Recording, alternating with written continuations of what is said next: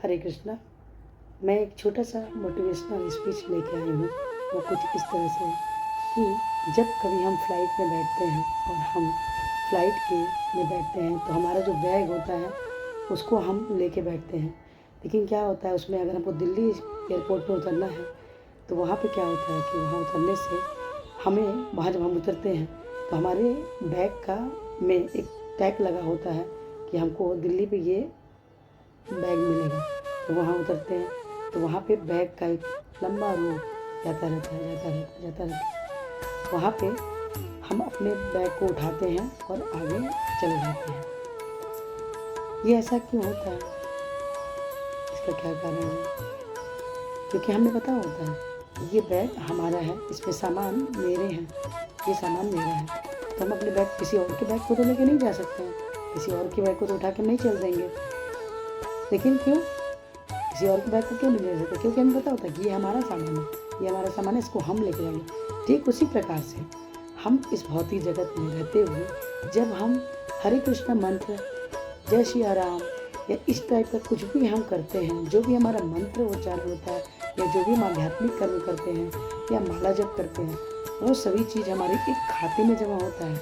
वो जो खाता होता है, वो जो हमारा अकाउंट बनता है हमारा, जब हम जाते हैं, जब इस भौतिक शरीर को छोड़ते हैं और हम कृष्णा के पास जाते हैं तो वहाँ जाके हमें हमारा पासबुक, आपको पासबुक मिल जाएगा। पासबुक मिल जाएगा कि ये रहा आपका पासबुक, ये रहा आपका खाता। तो आप अपना पासबुक पाते हैं और कृष्णा आपको अपने यहाँ स्थान देते हैं, सेवा का। कृष्णा आपको सेवा का स्थान देते हैं, क्योंकि हम केवल कृष्णा की सेवा के लिए ही बने हुए हैं। हमें जानकारी हो और चाहे ना हो, अगर हमें जानकारी नहीं है तो अगर कोई बताता है, कोई गुरु या कोई भी, तो हमें उन चीज़ों को मानना चाहिए।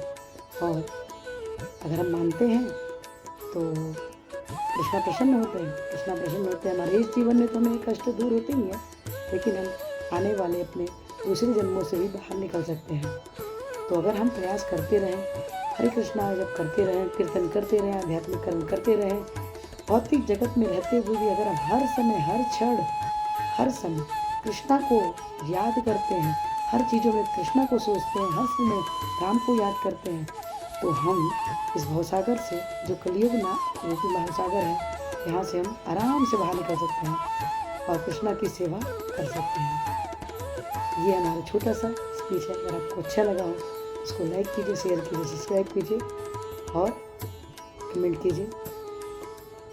और मेरा एक छोटा सा रिक्वेस्ट है कि जो भी ये वीडियो देख रहा है, वो हमारे आचार्य पूर्ववर्ती आचार्य श्रील प्रभुपाद ने हमें हरे कृष्ण महामंत्र करने के लिए बोला है। अगर हम हरे कृष्ण महामंत्र करते हैं तो हम कृष्णा के सबसे प्रिय बच्चे बन जाते हैं। ऐसे तो सारे बच्चे ही प्रिय हैं, चाहे वो पशु पक्षी हो, चाहे पेड़ पौधे हो, चाहे जलचर वाले हों, थलचर वाले हों, कहीं के भी हों। और हम उन चीज़ों में हमेशा कृष्णा से जुड़े रहते हैं। हम कृष्णा को याद नहीं करते, पर कृष्णा हमें हमेशा याद करते हैं। क्यों याद करते हैं? इसलिए याद करते हैं क्योंकि वो जानते हैं कि हम भुलक्कड़ बच्चे हैं, चीज़ों को भूल जाते हैं। इसीलिए वो मुझे हमेशा हम लोगों को याद कराने के लिए हमेशा ऐसी चीज़ें, माध्यम बताते रहते हैं, किसी न किसी गुरु के थ्रू। तो हमारा उद्देश्य ये है कि आप हरे कृष्ण महामंत्र, जो हमारे पूर्ववर्ती आचार्य ने दिया है, वो मंत्र इस तरह से है: हरे कृष्ण कृष्ण कृष्ण हरे हरे, हरे राम राम राम हरे हरे। अगर इस महामंत्र को अगर आप जप करते हैं, एक माला जप कीजिए, अच्छी लगती है तो 2 से 4, 4 से 8, 8 से 16। अगर आप 16 माला जप करते हैं, प्रतिदिन करते हैं समय निकाल के, तो आप पे कृष्णा की विशेष कृपा, अहेतुक कृपा होती है और आप कृष्णा के सबसे प्रिय बच्चे बन जाते हैं। आपके भौतिक कष्ट जितने भी जीवन में आते हैं वो सब आराम से घटता ही निकल जाते हैं। तो और नहीं भी कर पाते तो कोई बात नहीं, कम से कम एक माला जप कीजिए और अपनी लाइफ में चेंजेस देखिए, आपको क्या चेंज आ रहा है और अच्छा लगता है चेंजेस, तो अपनी माला बढ़ाते रहिए और कृष्णा के सबसे प्रिय बच्चे बनिए। मेरा आपसे यही प्रार्थना है। हरे कृष्णा, राधे राधे।